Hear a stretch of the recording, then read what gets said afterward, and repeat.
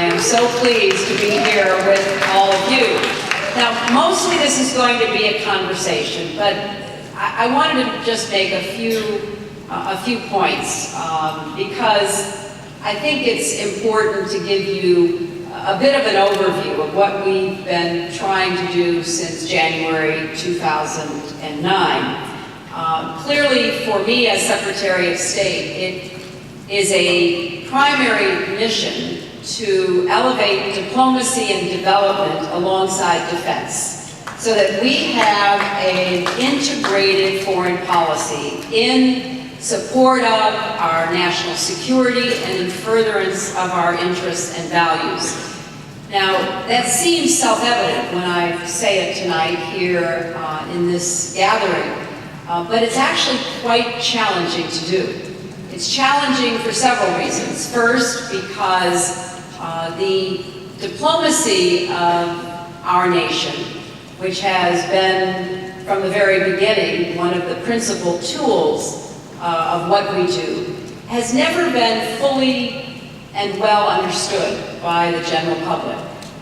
It appears in the minds of many to be official meetings, mostly conducted by men in three-piece suits with other men in government buildings and even palaces to end wars and resolve all kinds of impasses. And of course, there is still that element, not only with men any longer, but nevertheless, the work of diplomacy is still in the traditional mode. But it is so much more today, because it is also imperative that we engage in public diplomacy, reaching out to not just leaders, but the citizens of the countries with whom we engage, because even in authoritarian regimes, public opinion actually matters. And in our interconnected world, it matters in ways that are even more important. So we have tried to use the tools of technology to expand the role of diplomacy. Similarly with development, I have long been passionate about what our assistance programs mean around the world, how they represent the very best of the generosity of spirit of the American people. And USAID, which was started with such high hopes by President Kennedy, did so much good work in the 1960s and 70s. The Green Revolution, the absolutely extraordinary commitment that the United States, our researchers and our agricultural scientists made to improving agriculture around the world, transformed the way people were able to feed themselves and to build a better future. Then, over time, USAID became hollowed out. It became truly a shadow of its former self. It became not so much an agency of experts as a contracting mechanism. So the work that used to be done by development experts housed in the US government became much more a part of contracting out with NGOs here at home and around the world. So the identity, the reputation of USAID no longer was what it needed to be. One aspect of what we're doing to promote diplomacy and development that is quite new and has special relevance for the Bay Area, Northern California, is our emphasis on innovation and our use of technology.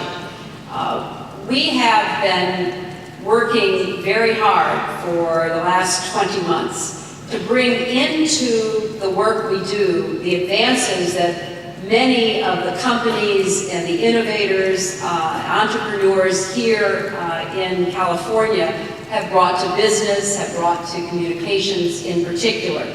You know, innovation is one of America's greatest values and products, and we are very committed to working with scientists and researchers and others to look for new ways to develop hardier crops or life-saving drugs at affordable costs.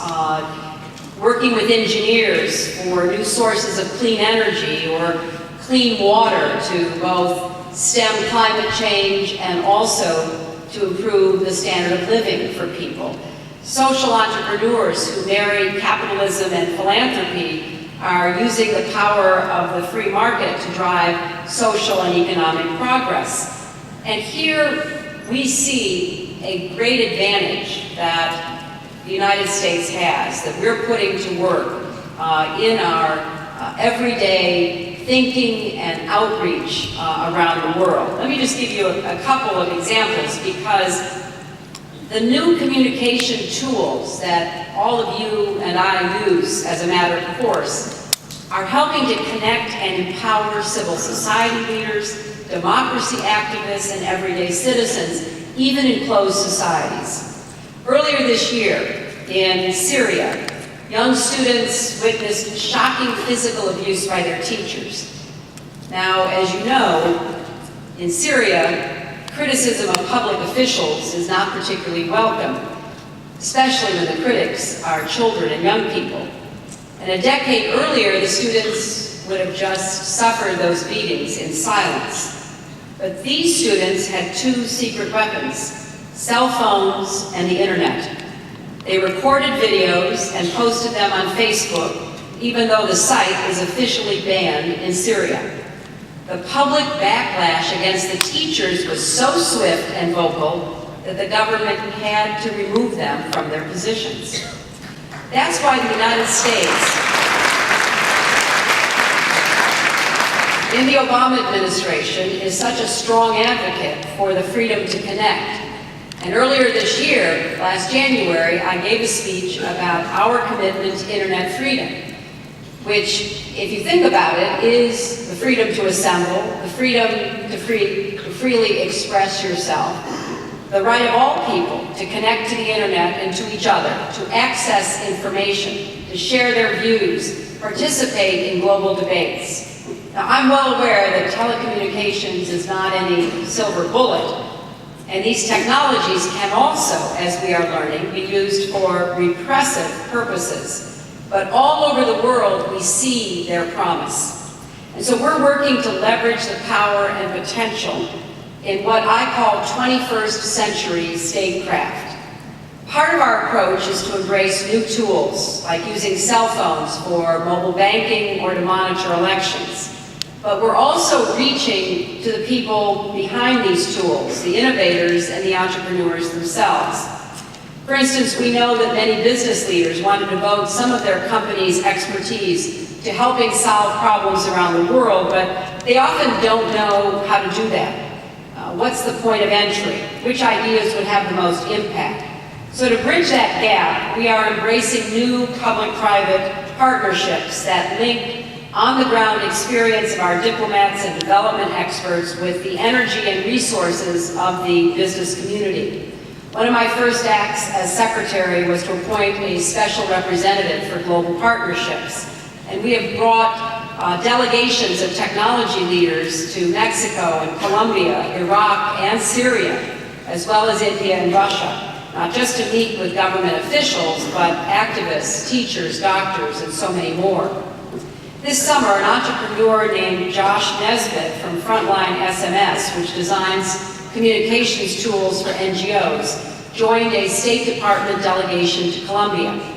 And on the trip, he learned firsthand about one of the biggest problems in the country's rural areas: injuries and deaths from unexploded landmines. He was so moved that this month he's going back to work with the government, local telecom companies, and NGOs on a mobile app that will allow Colombians to report the location of landmines so they can be disposed of safely. Similarly, in Washington, we're bringing together groups of experts from various fields to join us in working on some of these big foreign policy challenges. Last year, we held our first TED at State conference. Just last week, Cherie Blair and the cell phone industry around the world, we convened a group to talk about how to advocate for girls and women to get access to cell phones. It's a new initiative called M Women, which will work to close the gender gap that has kept mobile phones out of reach for 300 million women in low and middle income countries. At USAID,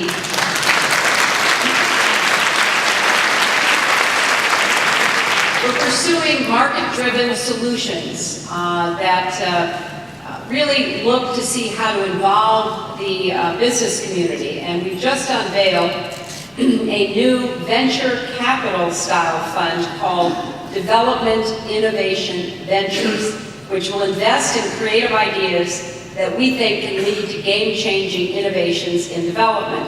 As part of our first round of financing, the fund has already invested in solar lighting in rural Uganda, mobile health services in India, and an affordable electric bicycle that doubles as a portable power source.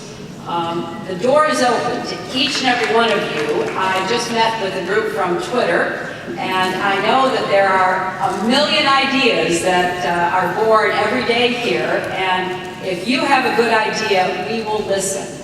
Because despite all the progress that we've made, we cannot take for granted that the United States will still lead in the innovation race. We're working to foster innovation at home and promote it abroad. And President Obama has set the goal of devoting 3% of our gross domestic product to research and development, and to moving American students from the middle to the top rankings in math and science, and ensure that by 2020 we regain the position that we held for decades, which we have lost, namely having the highest proportion of college graduates in the world. And we need to make sure that American companies have the incentives they need to keep innovating. Companies must be assured that if they sell their products around the world, they do so without fear of piracy, that their intellectual property rights are protected, and that the rule of law applies to everyone equally.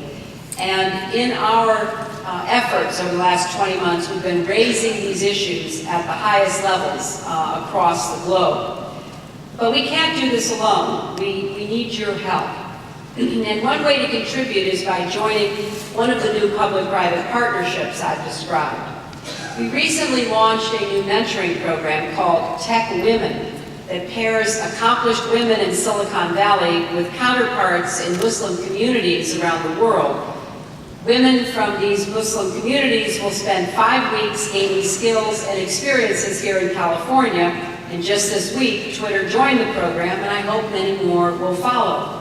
When I talk about diplomacy and development in the 21st century, it's not just what I do to Asia or Africa or Latin America or anywhere else. It is what we all do.